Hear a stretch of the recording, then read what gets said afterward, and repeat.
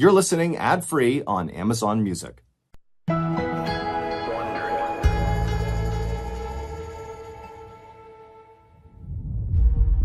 40-year-old man stood next to his teenage daughter in a hospital room, clutching her hand as she lay there unconscious on a gurney. A flurry of doctors and nurses moved all around them, securing an oxygen mask over the girl's nose and jabbing her arms with needles. The father couldn't believe this was really happening. Just an hour ago, he'd come home to find his daughter passed out on the floor of the kitchen. Her face and neck were totally beet red. He didn't know what had happened, but his best guess was that maybe she had accidentally overheated the oven while making food, and then when she opened up the oven door, a rush of heat came out and it burned her. He didn't know what else could make her look so sunburned on such a cloudy December day. A nurse put her arms on the father's shoulders and told him he needed to step aside. So the father squeezed his daughter's hand one more time, then let the nurse guide him out of the hospital room. The nurse told the father that his daughter's kidneys were failing. They were going to rush her to the intensive care unit for emergency dialysis. The father blinked, trying to process what the nurse had just told him. He didn't understand how his daughter's burned skin could lead to kidney failure. People died from that.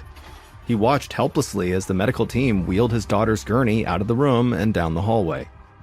And as they disappeared through a set of double doors, it hit him that he might have just seen his little girl alive for the last time.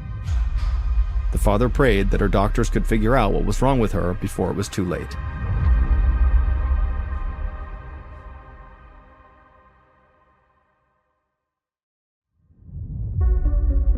From Mrballen Studios and Wondery, I'm Mr. Ballen, and this is Mr. Ballen's Medical Mysteries, where every week we will explore a new, baffling mystery originating from the one place we all can't escape, our own bodies. If you like today's story, please ask the follow button if you can borrow their favorite hairbrush, and then when they say yes, only use it on your Maine Coon cat, and then without cleaning it, give it back.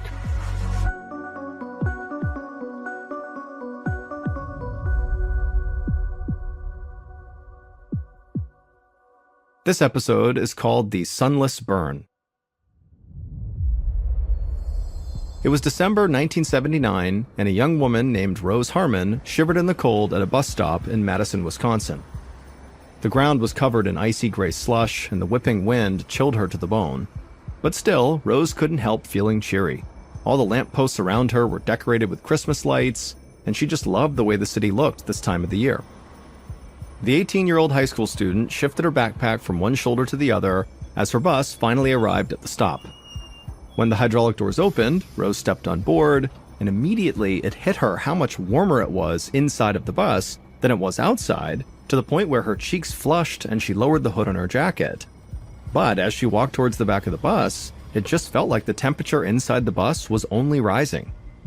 Rose unbuttoned her parka, but it didn't help. She began sweating, and then suddenly Rose felt so overheated she could barely breathe. The edges of her vision went dark as she tried her best to gulp down air and get her coat off.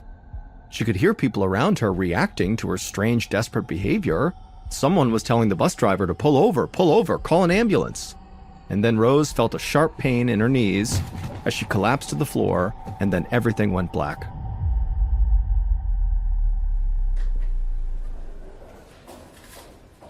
A few hours later, Dr. Russell Chesney made his way to the intensive care unit at the University of Wisconsin Medical Center.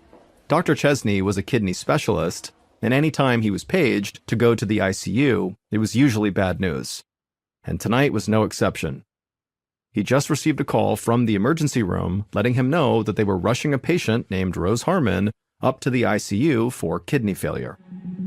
When Dr. Chesney reached Rose's room, he saw a doctor standing at the foot of her bed, scribbling something down on a medical chart, while a nurse rummaged through a black backpack that was sitting on the cabinet along the wall. The doctor at the foot of the bed looked up as Dr. Chesney came inside the room, and the doctor kind of motioned to the unconscious young woman lying right there in the hospital bed with the oxygen mask strapped over her face.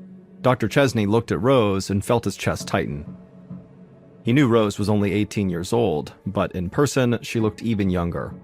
She was far too young to be suffering from kidney failure. Dr. Chesney stepped closer to the bed and noticed that the girl's face and hands were covered in a blotchy pink rash that made it look like she was very badly sunburned. The doctor who had already been in the room told Dr. Chesney that Rose had come into the ER unconscious and with a very high fever. She was barely breathing, and when the doctor performed an initial exam, he heard crackling in her lungs. It was a warning sign that her lungs were filled with fluid, and they needed to perform a procedure to drain them. However, before they could extract the fluid, Rose's kidneys began to fail, and so that was when they had called Dr. Chesney. Dr. Chesney couldn't believe how quickly Rose seemed to be breaking down, and Dr. Chesney had never seen anything like this list of symptoms she had, especially her sunburn-like rash. He knew that Rose's body was in shock, which meant that it wasn't properly able to pump blood to all her organs. That was why her lungs and kidneys were failing. But he had no idea why Rose's body had gone into shock in the first place. And in order to save Rose, that was the question that Dr. Chesney would have to answer. Otherwise, even if he could stabilize her right now, she would eventually go back into shock. Given the rapid onset of Rose's symptoms, Dr. Chesney guessed that she must have contracted a very serious infection. He needed lab work to better understand what was wrong with Rose, but there was no time to wait for test results, which could take up to a couple of days. She needed help right now. A moment later, the nurse returned and told Dr. Chesney that she'd found Rose's ID in her backpack and contacted her parents. Dr. Chesney thanked the nurse and gave her a new task: to start Rose on a few different antibiotics. He hoped that one of them would stop the infection from spreading. And in the meantime, after they used a long needle to drain the fluid from her lungs, he would order as many tests as possible to identify the source of the infection. Dr. Chesney also decided to put Rose on dialysis, meaning a machine would now be flushing toxins from her kidneys, since her own kidneys were not able to do that. They were failing. While the nurses got everything started, Dr. Chesney left to go check on some other patients and promised he would be back soon. An hour later, Dr. Chesney turned back into Rose's room. The sunburn rash had spread up her arms, making her look even worse. He checked her vitals and was dismayed at what he saw. Rose's blood pressure had fallen, which meant that her body was not coming out of shock. So Rose's body still was not pumping enough blood to her organs. Dr. Chesney decided to give the antibiotics one more hour to maybe work. It was nearing the end of his shift, but he wanted Rose to stabilize before he left the hospital. But when Dr. Chesney came back to check on her the next time, he could immediately tell the antibiotics were still not working. The rash had spread even more. Now it fully covered Rose's arms and legs. Her blood pressure was even lower than before. Dr. Chesney was bewildered. The antibiotics should be able to fight off a wide variety of infections, so whatever Rose was fighting had to be extremely rare and very potent. Dr. Chesney clearly could not afford to sit around and wait for Rose's test results to come back, otherwise it would be too late to help her. So he ordered a chest x-ray, thinking maybe it would reveal that she had a bad case of pneumonia. As orderlies wheeled Rose's gurney toward the x-ray suite, a nurse came into the room and told Dr. Chesney that Rose's parents had arrived at the hospital. Dr. Chesney immediately hurried out into the waiting room, meeting the parents right as they stepped off the elevator. Dr. Chesney was anxious to speak with them about Rose's health and felt a pang of empathy at the looks of sheer terror on their faces. Dr. Chesney invited them to sit with him for a moment. He explained that Rose was getting a chest x-ray and they could see her after that. And in the meantime, he asked her parents to walk him through Rose's medical history. Specifically, he wanted to know if she'd been sick at all in the past week, or if anyone around her at home had been sick. But Rose's parents shook their heads, no. The mother assured the doctor that they'd all been feeling fine. They also hadn't received any word of any illnesses circulating at Rose's high school either. And the more they talked about Rose's medical history, the more it became apparent to Dr. Chesney that Rose was a very healthy, average 18-year-old girl. And so Dr. Chesney was stumped. Dr. Chesney didn't have any more questions to ask, so he thanked her parents and promised he'd come get them the moment they could see their daughter. Then he turned on his heels and hurried back down the hallway towards Rose's room, anxious for the results of her x-ray. Thankfully, as soon as Dr. Chesney arrived, Rose's nurse was putting up all the x-rays on a light box so he could look at them. And Dr. Chesney took one look at the x-rays and he gasped. Rose did not have pneumonia, but the reason she was having trouble breathing was very obvious. There was bleeding in her lungs. Dr. Chesney could clearly see that Rose's symptoms were getting more and more dire. But almost worse than that, they seemed kind of random and disconnected. They were not pointing him anywhere. There was one piece of good news, though. When Dr. Chesney checked Rose's vitals, he saw that her blood pressure was rising. This meant the treatments they were doing were finally working, and Rose was coming out of the shock. And so Dr. Chesney decided that Rose was stable enough for her parents to come see her, even if she would not be awake.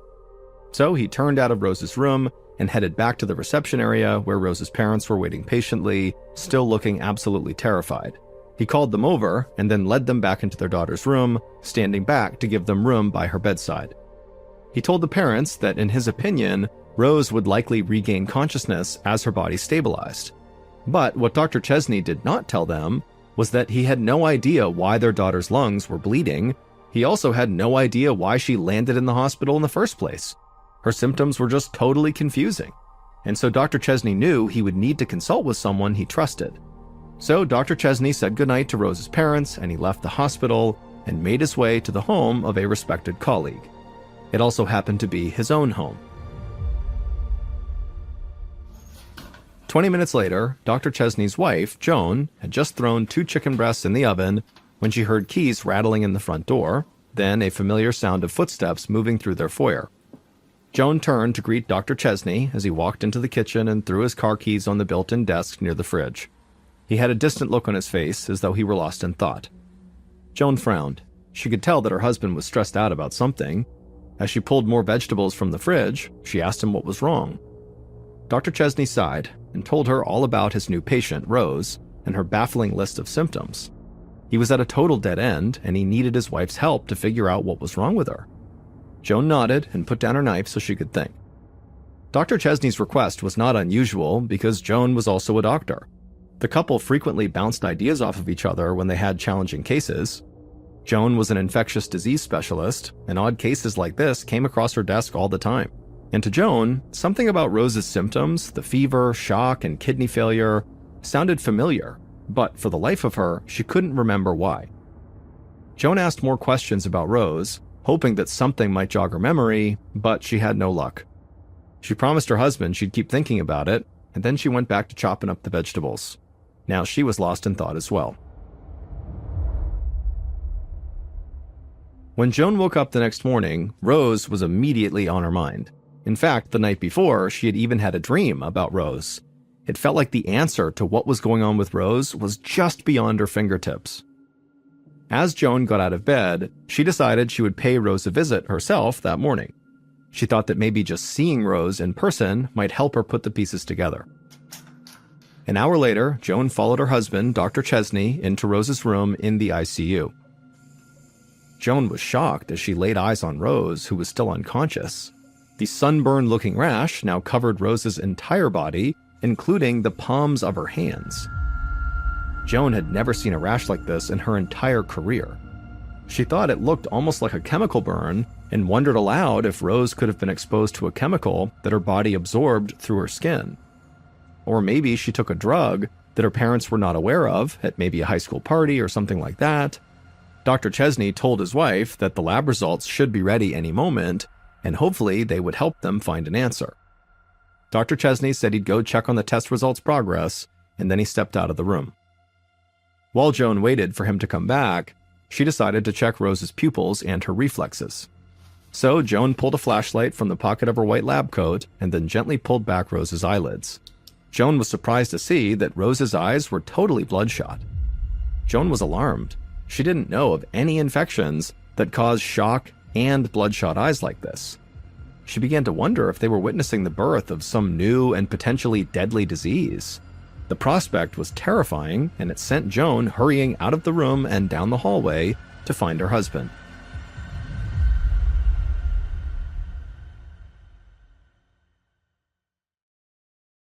Two mornings later, Joan was on her way out of the hospital to attend a local conference on infectious diseases.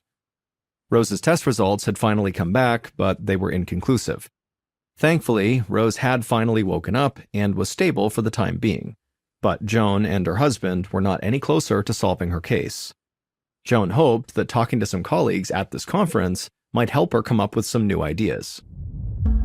But before she could leave the building, she received a page calling her down to the ER. This was unusual.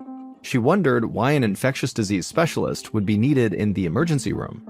But in the pit of her stomach, she feared she already knew the answer, that she was right, that Rose was suffering from some brand new deadly disease, and now it was spreading, and so they might have new patients downstairs. Joan hustled across the hospital, anxiety really starting to settle in. Moments later, she rushed into the ER to find another young woman lying on a gurney covered in a sunburn-like rash who was also struggling to breathe. An ER doctor was helping two nurses wheel the patient into a hospital room. As Joan walked beside them, the doctor told her that the patient was a 15-year-old girl who had collapsed in her kitchen. Like Rose, this new patient had developed her symptoms suddenly, and her parents had rushed her to the hospital right after she'd collapsed. Joan suddenly felt a knot in her stomach.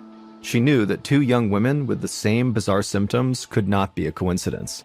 But she didn't have time right now to worry about a potential new epidemic. The patient in front of her was crashing. Joan followed the ER doctor into the patient's room, and as she did, she told the doctor the exact cocktail of IV fluids and dialysis that her husband, Dr. Chesney, had given to Rose. The ER doctor thanked Joan for saving him a call up to the ICU. Joan gave him a grim smile. She knew this treatment she had suggested would likely stabilize this new patient for the time being, but she knew it would not cure her. Joan looked down at her watch and realized she might be late for this conference, and so she needed to leave right now. She needed to attend this conference really for the sake of Rose and this new patient. Joan hoped that one of her colleagues at this conference might recognize the symptoms these two girls were showing and be able to help figure out what was making them sick so they could finally treat them and cure them. An hour later, Joan walked into a large lecture hall, a styrofoam cup of coffee in her hand. The desks had all been arranged in a big circle, and so Joan took a seat on the far side of the room. There were already a few colleagues getting settled, and so Joan waved at a friend as she set her things down and took out her notepad. All morning, specialists took turns presenting cases that involved different infectious diseases. Some had been solved, and others still needed to be diagnosed. They were all interesting, but it was the last case that caught Joan's attention. The speaker handed around copies of a file for one of his current patients. She was a 25-year-old woman, also local to the area, and just like Rose and the 15-year-old girl at the hospital, this patient had also experienced sudden kidney failure, a high fever, and a sunburn-like rash. The presenter broadly described the diagnosis as kidney failure with shock, although they had no idea what had caused her kidneys to fail in the first place. As soon as the presentation was over, Joan hurried over to the last speaker to talk to them about their patient and maybe compare notes. The two doctors looked over the patient's files together, and quickly they saw all three cases were basically identical. The other doctor looked at Joan hopefully and asked if she'd been able to figure out what was making these young women go into shock. Joan just shook her head. She said she was still trying to figure it out, and in fact, that was why she had come over to talk to this doctor, because she was hopeful that they had the answer to what was going on. And so Joan silently ran over the symptoms again in her head, trying to put the pieces together, and then out of nowhere, it just clicked. Suddenly, Joan remembered where she had read about this disease before, in a journal article published a year earlier. That was why, when her husband, Dr. Chesney, had come home and first told her about the symptoms Rose was showing, they seemed so familiar. This article was the reason. Joan quickly thanked her colleague and promised she'd be in touch. Then she hurried out the door and drove back to the Madison Medical Center as fast as she could, and then nearly ran to her office. Once she got there, she began rummaging through the stacks of articles and journals that she'd spent the past 2 days piling up on her desk. Finally, she found the one she'd been looking for. It was in a medical journal called The Lancet. Joan flipped through the pages and found the article that had been published a year earlier. It described the case of an adolescent girl who'd suffered the exact same rashes and other symptoms as Rose and the other two patients. The article described how the girl had contracted a strange new illness caused by a potentially deadly bacteria that entered her body through an open wound. The result, the researchers concluded, was a disease that had never been seen before. Joan tapped her foot, thinking. The symptoms matched, but neither of her patients had any open wounds on their bodies. There was clearly some piece of the puzzle that was still missing. Joan decided to order one more test for both Rose and the 15-year-old girl to see if they were infected with the same bacteria as the girls referenced in this article. In a day or two, she would know whether her current cases and the cases from this article were actually linked. But in the meantime, she knew that if there were already 3 cases of this potential bacterial illness, there would be more. And so she decided it was now time to call the Wisconsin Department of Public Health and tell them they had a potentially very big problem on their hands. The next afternoon, Joan was sitting in her office catching up on paperwork when a tall man wearing a nice suit knocked on her doorframe. He looked anxious and out of breath as he introduced himself as Dr. Jeff Davis, an investigator with the State Department of Health. He'd spent the entire morning interviewing family members of the 3 women affected by this mystery disease. Joan stood up immediately and thanked him and said, "Please come in and sit down," but Dr. Davis just shook his head and said he couldn't stay. He just wanted Joan to know that he did find a link between the 3 cases. Dr. Davis explained that the 3 patients had almost nothing in common. They didn't eat the same things, they didn't go to the same places, or live similar lifestyles. The only thing they shared was the fact that they were all young women. And so he thought that they could have something in common biologically, and he'd wondered if maybe they had all been menstruating at the time they got sick. So he checked their charts and learned that yes, all 3 were having their period when their symptoms developed. Also, Rose, who was now able to speak, would tell Dr. Davis that she actually remembered getting a similar looking rash on her body the month before when she had her period the last time. This was a promising link, but Dr. Davis said he didn't know what it meant, or if it was even relevant at all. After he was done speaking, Dr. Davis just looked at Joan expectantly, as though she could now solve the mystery. But Joan wasn't sure what to say. It didn't make sense. There was nothing about a period that would make these women so sick. But Joan knew that this connection was really all they had to go on, so she couldn't just dismiss the theory outright. And so instead, she took a seat and picked up Dr. Davis's notes from all the family meetings he had just had, and she began to read over them. The next morning, Joan stepped into her office to find the lab results sitting on her desk. She felt a rush of energy as she grabbed them and began scanning the documents in her hand. It would turn out both of her patients, Rose and the 15-year-old girl, had tested positive for a life-threatening infection from bacteria called Staphylococcus aureus. This was the same bacteria that infected the girls in the Lancet article Joan had read, which meant Rose and the 15-year-old girl had the new syndrome outlined in the article, which the researchers named toxic shock syndrome. Joan breathed a small sigh of relief. At least she knew what she was treating now. She hoped that with enough specialized care, both of her patients lying in the ICU would make a full recovery. But Joan still had a very big problem. She still didn't know how her patients could have contracted the deadly staph infection in the first place. They had no open wounds, no place for the bacteria to enter the bloodstream. She remembered Dr. Davis's observation that all the women were on their periods at the time. Joan wondered if Rose and the 15-year-old girl had taken a contaminated painkiller to alleviate their cramps, and maybe that's why they got sick. But this was only a theory, and until doctors figured it out, more people would likely get sick. Joan hoped Dr. Davis and the other investigators at the Department of Health would be able to find the cause quickly. About 6 weeks later, on a cold morning in late February 1980, an epidemiologist at the National Centers for Disease Control named Bruce Dan drove to work, feeling completely at a loss. He had spent almost 2 months trying to find the cause of the toxic shock infections in Madison, Wisconsin, and other locations all over the United States. To date, no one could figure out what was causing the illness or how to stop what was now a nationwide epidemic. By now, the mysterious infections had become national news. And as Dr. Dan pulled into the parking lot at the CDC, a story about toxic shock came on the radio. He listened as the reporter summarized the stats that Dr. Dan had already memorized. Since early December, 107 cases of toxic shock had surfaced in 33 states around the country. Thankfully, no deaths have been reported yet. Dr. Dan switched off the radio, parked his car, and walked to his office in silence. As he said good morning to his secretary handed him a stack of memos. This had become routine, because ever since the newspapers, TV, and radio started publishing daily reports on toxic shock, Dr. Dan had received hundreds of calls from women all across the country experiencing similar symptoms. Dr. Dan thanked the secretary and was about to leave when she stopped him and she handed him one more memo.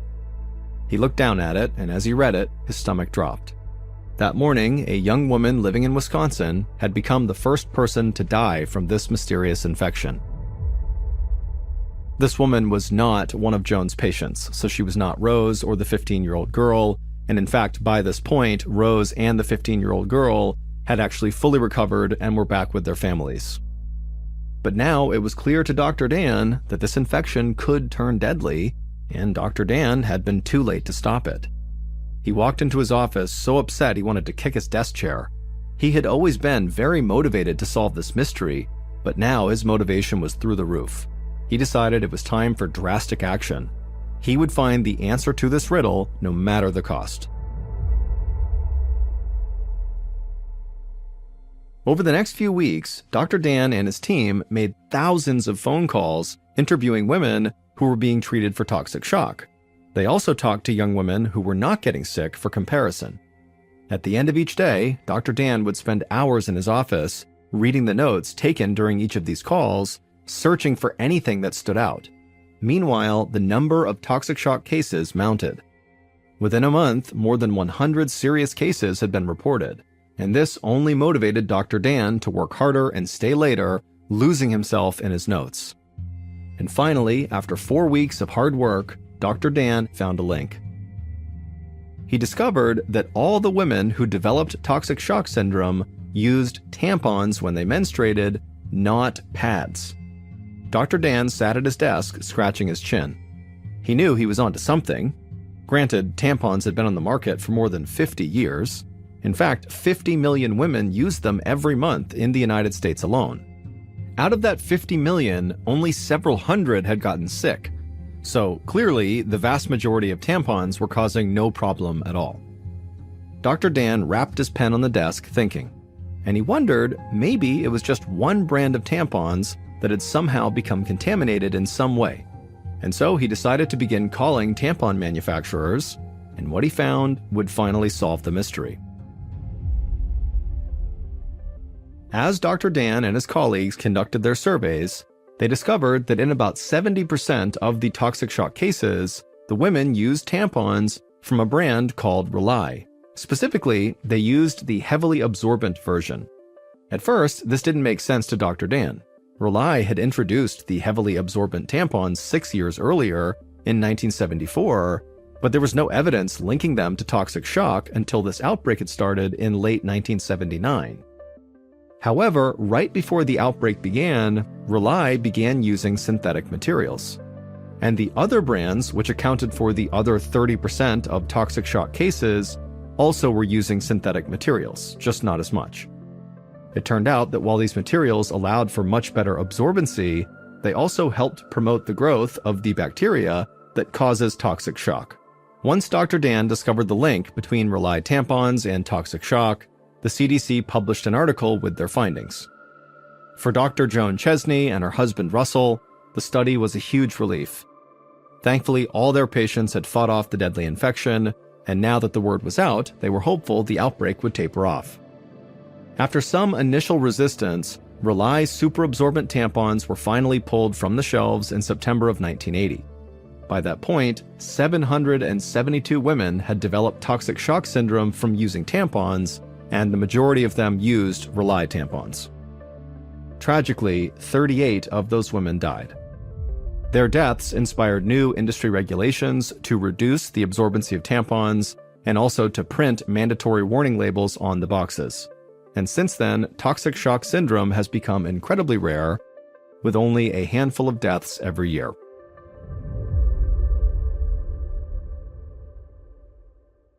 June 16th, 1946, 5 members of the Van Ulst family arrived at the Devil's Den State Park in western Arkansas to spend a week in a cabin they had rented. After getting unpacked, the father, along with his daughter, who was 8 years old, named Catherine, and her 2 older brothers, they headed down to the swimming area, which was this creek that led up to the side of a dam. Once they arrived at the creek, Catherine and her 2 brothers jumped in the water and started goofing around, and there were some other kids there they were playing with as well, and their father just sat on the edge to watch. Now, this swimming area had one really deep section that was right up against the dam wall that you were allowed to swim in, but the kids that were not strong swimmers tended to stay away from, and Catherine was not a great swimmer, and at one point she kind of drifted into the deep section, and her father didn't notice, and her 2 brothers didn't notice, but a woman who was staying at the campground, who the Van Ulst family didn't know, happened to be standing next to the edge of the water and saw Catherine struggling, and so she reached in and pulled her out, and Catherine was fine, and the woman told her, you gotta be more careful, you shouldn't be swimming in the deep end if you're not a strong swimmer, and Catherine said, okay. And so as they're talking, Catherine's father hears them and looks over and sees his daughter talking to some stranger, and so he makes a sound and waves in their direction to get this woman's attention, to be like, hey, what are you doing talking to my daughter? And the woman, she sees this, and she must have been a mother herself, because she picked up on his uncomfortability, and so she turns to him and says, oh, no, everything is totally fine, I was just helping your daughter get out, everything is totally fine. And so Catherine's father turns to his daughter and says, hey, you gotta be more careful, don't go in the deep end, and Catherine's like, okay, and instead of going back into the water, Catherine walks to the backside of the dam, because this dam, it was not a steep drop-off on the outflow side, it was like a gradual slope of these big boulders that the kids at this campground would climb all over, and their parents would watch them from their positions next to the swimming area. And so Catherine's father was watching his 2 sons, and then he'd look over and watch Catherine, and back and forth, he kept his eye on all of his kids. But at some point when he was looking at his sons, he looked back at Catherine and she was gone. And so he stood up and he walked over thinking maybe she's gone all the way to the bottom and she's just out of sight because she's crouched down or something. But when he got to the edge and looked down, she wasn't down there. And so he's looking all around and he's thinking to himself, this isn't possible. I just saw her on the rocks like seconds ago. Where could she have gone? And so he looks at his sons who are still in the swimming area and he says, hey, have you seen Catherine? And they're like, no, we haven't seen her. And then he turns to the woman that had previously pulled Catherine out of the water and he says, have you seen my daughter? And she said, no, the last I saw her, she was on the rocks. I don't know where she went. And so before long, Catherine's father is screaming for Catherine. He's enlisted the help of everybody at this campground that's in the vicinity to go look for his daughter. There are people jumping into the swimming area up top. There are people jumping into the swimming area on the backside of the dam. I mean, the whole area is getting searched and there's no sign of this girl. And after about an hour of looking, Catherine's father went and got police. After 2 days of searching the very thick forest that surrounded this dam and finding no trace of Catherine, authorities decided it was far more likely she had drowned either above or below the dam than it was that she wandered off into the woods, considering where she was last seen. And so they shifted focus and began draining these 2 sections of water to see if her body would be at the bottom. But when they were drained, she wasn't there. And so once again, they went back to searching the forest. And so on June 22nd, 6 days after Catherine went missing, a group of searchers were located 7 miles way into the forest. They were walking up this mountain and they're yelling Catherine's name. And as they're walking, they stop when this little girl wearing only a bathing suit walks out of a cave, looks down at them and just says, here I am. The searchers couldn't believe it. It was Catherine. And besides some scratches on her arms and some bug bites, she seemed like she was perfectly fine. In fact, they would say she was eerily calm. It was like she was waking up from a dream. She was reunited with her family, who could not believe she was still alive. They brought her to the hospital and the doctors looked at her and said, yep, besides some superficial cuts and some bug bites, she's fine. And 2 days later, she was discharged. So this 8-year-old who's never spent any time in the woods before, this is her first exposure, her trip to Devil's Den State Park, survives on her own out in the wild for 6 days and 6 nights with only a bathing suit on. And despite there being no potable water anywhere near her where she was found up on that mountain, she was determined to be relatively well hydrated and had only lost a couple of pounds. Also, you need to understand the staggering distance she covered, because while she was found 7 miles away from where she went missing, that's as the crow flies. That's what you see on a map, those 7 miles. In the wild, you don't walk perfectly straight lines. There's too many obstructions, there's mountains, there's trees, there's all sorts of reasons that you end up zigging and zagging to wherever you're going. And so rescuers believe the minimum real distance she would have covered to get up to that cave was about 30 miles. And she did it barefoot. Catherine defied every search and rescue model for 8-year-olds that get lost in the wild. She was way outside the boundaries of what anybody would expect. Basically, she should have died. When authorities asked her, how did you do this? She said, I don't know. I don't remember how I got lost in the first place. I only remember sleeping on warm grass the first night. And then her next memory is waking up inside of a cave on day 6. She has no idea what happened between day 1 and day 6 when she traveled those 30 miles and somehow subsisted on some water source and some food source. While some say this is just a really weird case where she got very, very lucky, others think there was something in the forest that chased her and adrenaline kicked in, forcing her to run the 30 miles to that cave, and because it was so traumatic, she forgot the experience. But like virtually all of the missing 411 stories, we have a lot more questions than answers. On April 29th, 2001, 6-year-old Haley Zega was on a hike with her grandparents in a very rural part of Arkansas called the Upper Buffalo Wilderness Area. For an area to be deemed a wilderness area, that means no vehicles of any kind can come through there, making it incredibly remote and incredibly wild, hence the name. They had taken this trail that brought them up to the top of this bluff that was about 200 feet higher than where they started, and they got to this incredible overlook, and they're looking down over this river, and at some point at about 11 in the morning, they turn around to head back. On the return trip, by about 11:30, they're making their way down, and Haley spots a waterfall that's off the side of the path, and she wants to go to it. She asks her grandparents, can we go check out this waterfall? And the grandparents kind of scope it out, and it seemed like the only way they could get down to view this waterfall would be by literally climbing a tree and descending over this cliff, and it was something that the grandparents just did not feel comfortable letting their granddaughter do, and so they told Haley, no, we need to keep going, we're not going to go check out that waterfall.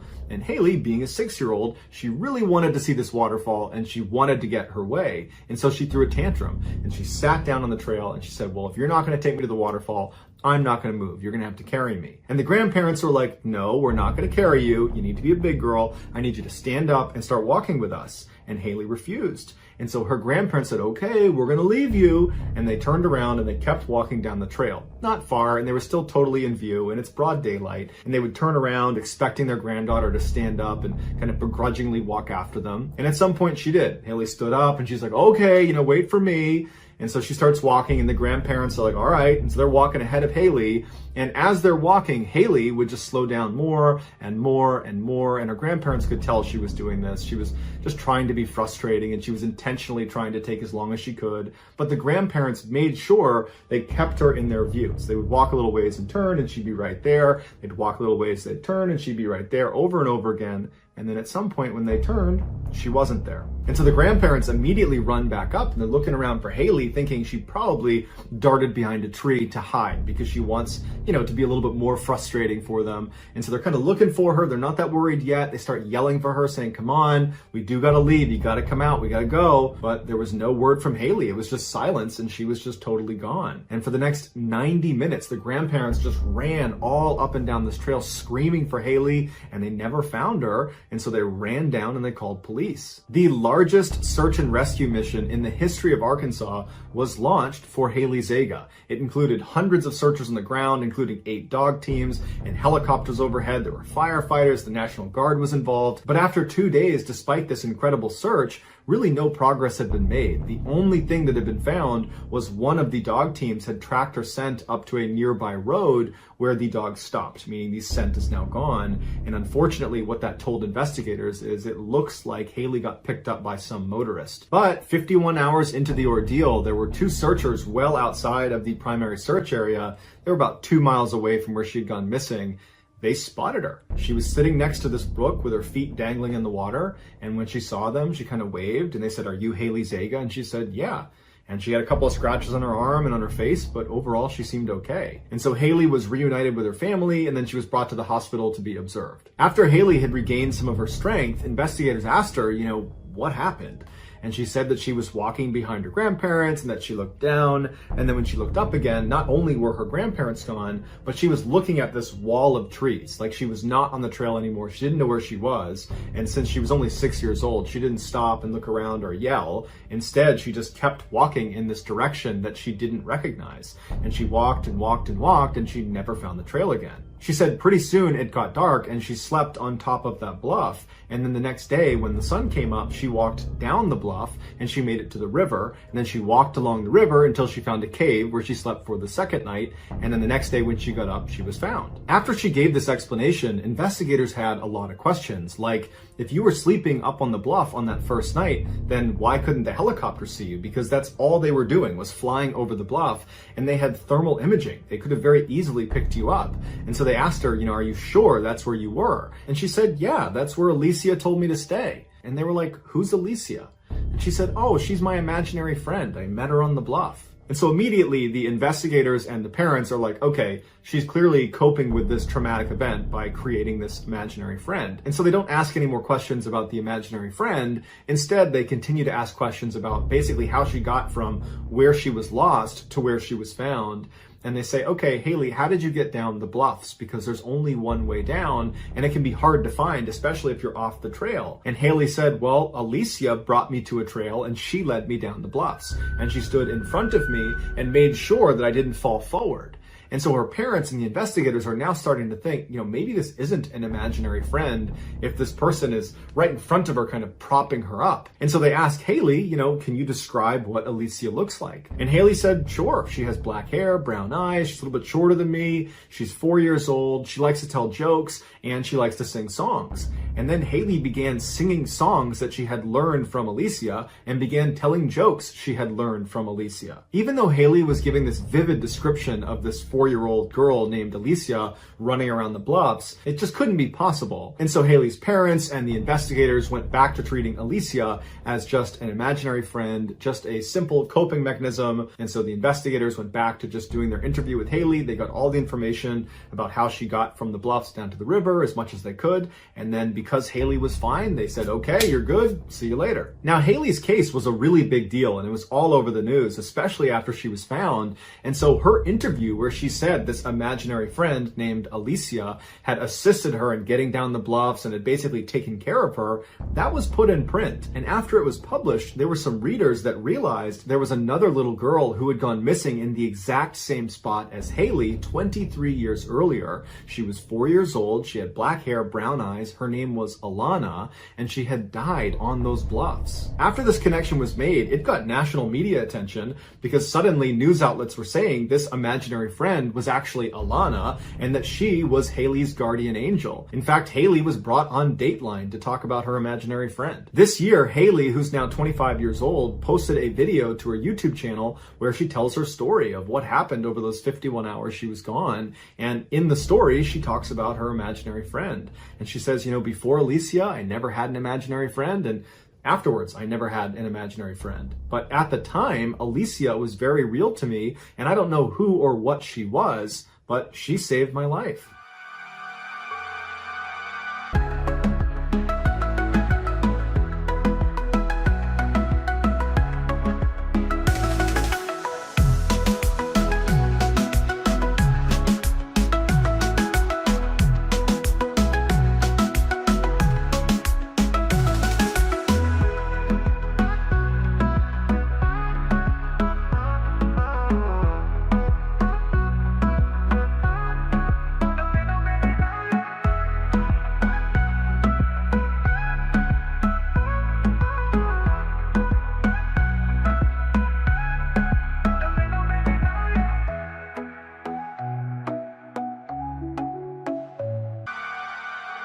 In September of 2012, 53-year-old Linda Ortega went to visit her brother, Eddie Huff, in St. Joe, Arkansas. St. Joe is a very rural part of Arkansas, and it's about a mile away from the Buffalo River National Park. The park is thickly forested and mountainous, and there's hundreds of small water bodies that are strewn throughout. On Saturday, September 22nd, Linda and Eddie decided to go for a walk in the park because Eddie apparently had heard of some great fishing spot, and he wanted to go find it. In searching for the spot, they stepped off of the trail and got turned around. Now they realized they got turned around, but it's broad daylight and they figured, okay, we'll find the trail soon.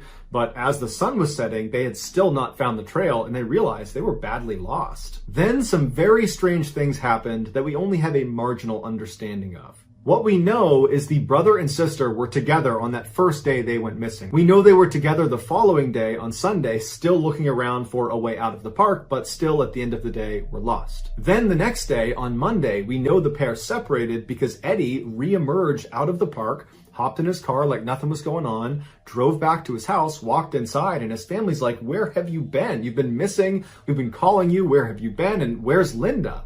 And he's like, "Oh, everything's fine. I dropped Linda off at a relative's house. She's fine too." And his family's looking at him like, "Do you not understand that you've been missing for like 3 days here?" And he was just trying to tell them that everything was fine. But as they asked him more questions about specifically, what were you doing? Specifically, how did you get lost? Specifically, what time did you drop Linda off? Tell us all the details. As they did that, Eddie started to realize that, oh my goodness, I actually don't know what happened. And so his family called this relative that Eddie had claimed he dropped Linda off at. And when the relative picked up, they said, "No, we don't have Linda here. I've not spoken to Eddie and I've not spoken to Linda." And so the family turns back to Eddie and they're like, "Where's Linda?"